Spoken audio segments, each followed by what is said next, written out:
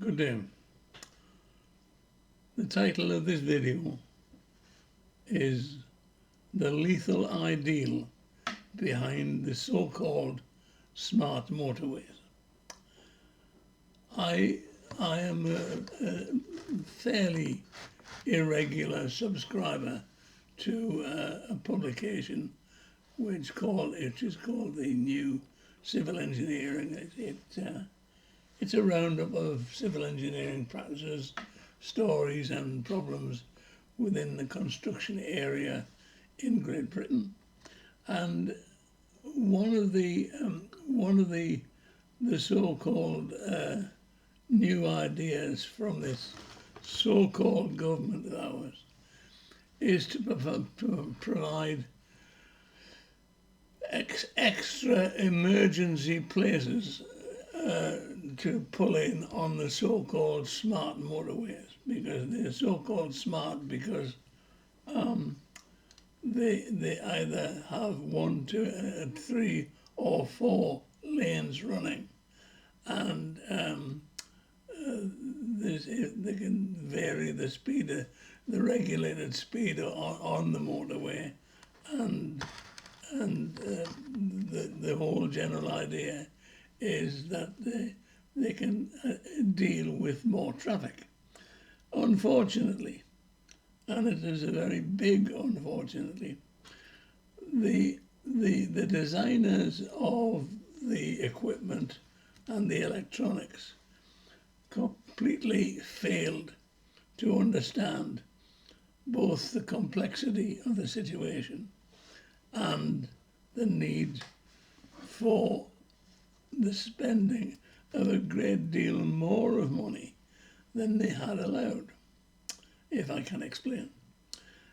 The smart motorway idea came from the problem which is on basically just about all our motorway services, is that they are frequently almost full to overflowing, resulting in long queues and, if there is an accident, big tailbacks. Now, the original idea of the motorway was there would be 1 or 2 or 3 lanes of motorway and an extra lane on the left-hand side for breakdowns. And this was and is still a good idea. I've used a breakdown area myself on more than one occasion, and so have many other drivers.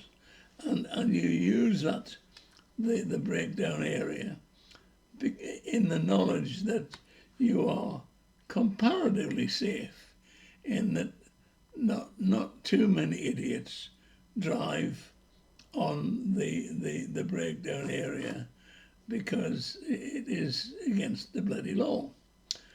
But the problem with the so-called smart motorway is the fact that all the technology that is needed, if there is a breakdown, if there is an accident in any particular motorway, this problem needs to be detected immediately, and service is sent out to help remove the vehicle or the accident or the remains of the accident to the appropriate areas and free up the motorway again. But the problem is that the technology just doesn't work. Either the cameras aren't fitted correctly, or they are out of service, or they are not tested, or the technology which actually switches off and switches on lanes just doesn't work properly. Plus, of course, it's all under so-called human control, which means that you've got a bunch of overpaid idiots sitting behind multiple screens, probably reading paperbacks or newspapers and drinking coffee, if that's all, of course, they are drinking, and not much attention is given to the screens which is supposed to be picking up the areas where there are problems. Now, there has been a couple of campaigns, mainly from the relatives of people who died in accidents on these so-called smart motorways, to have the damn things either declared redundant and switched off, or for the technology to be made to work correctly. But of course, this government, they will never admit that they are wrong. They will never admit that they got things so badly wrong that it cost over the last 5 years 79 fatalities. They admit to 36 fatalities in their statistics, but the actual number is 79. Now, one definition of lunacy is to do things over and over again when you find out it doesn't work. And they have continued to produce these so-called smart motorways with the overhead gantries signalling speeds and lane closures and stuff like that, when the statistics simply provide the fact that they are wrong. What they should have been doing is to build 3 or 4 lanes of motorway and the extra breakdown lane on the left-hand side, because that actually works. But of course, try telling any of our government departments that something that they have done isn't working. Now, I've driven, mainly because I haven't driven much in the past sort of 15 years. I've only driven once on a so-called smart motorway section, and this was on the M25. And the trouble is, of course, that if a vehicle is in trouble, you automatically look for the breakdown lane, and unfortunately there is none. Now, I mean,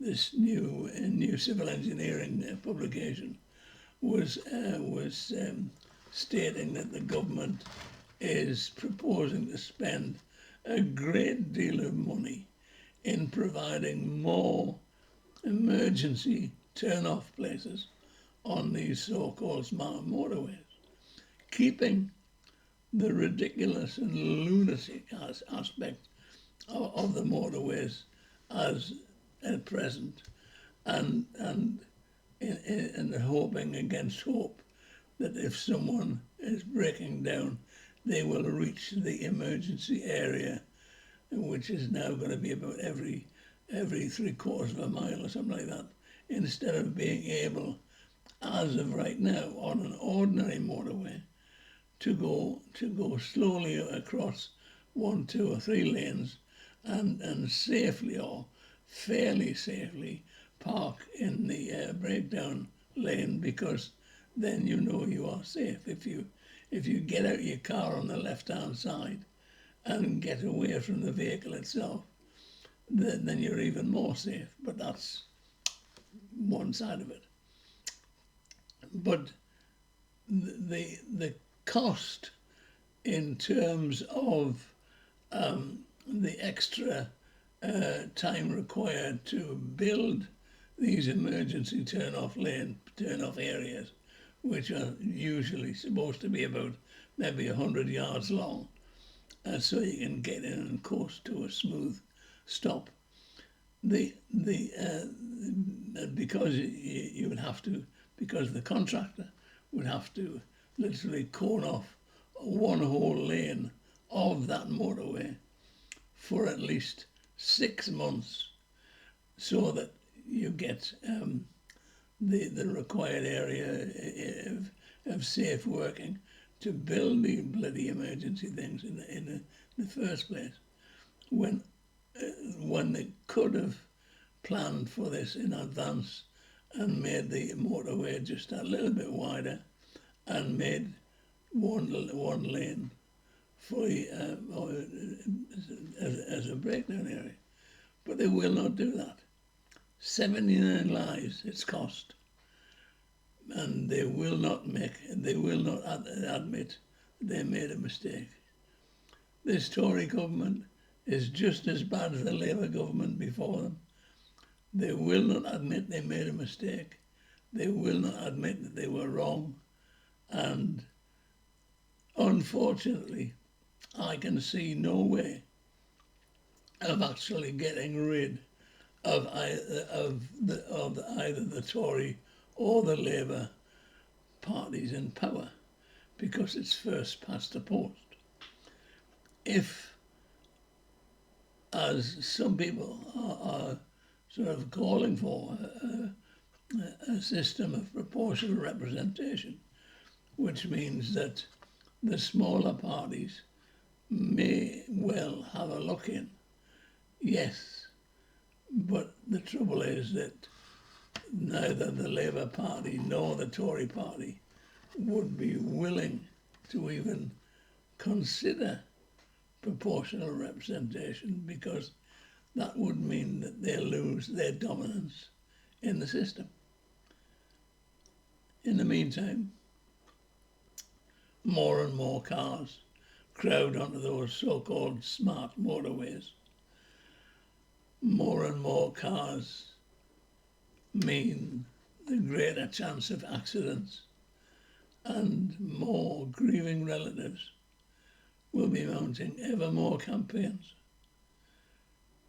to ban these lethal smart motorways from ever existing for more than 1 second.